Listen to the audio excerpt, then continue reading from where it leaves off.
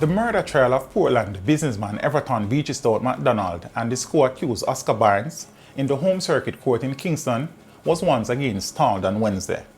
Reports are that 2 jurors can no longer participate in the matter. It is expected that a new jury will be formed next week. The evidence that has already been presented will be heard again when the new jury comes in.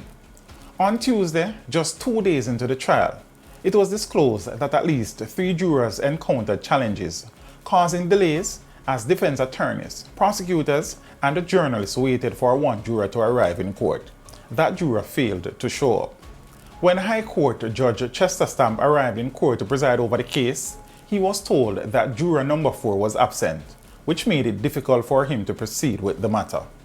On Monday, during jury selection, 2 of the jurors who were selected to participate in the process presented challenges for the court.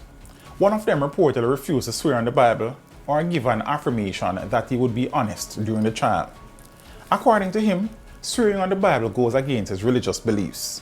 Justice Stamp reportedly offered him another option, which was to make an affirmation. The juror refused, claiming that his belief was that an affirmation amounted to swearing. The other juror on Monday refused to swear on the Bible or cooperate otherwise.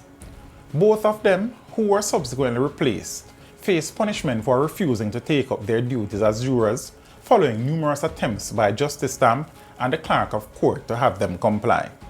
MacDonald and Barnes are being tried for the July 20, 2020 murder of Tonya MacDonald.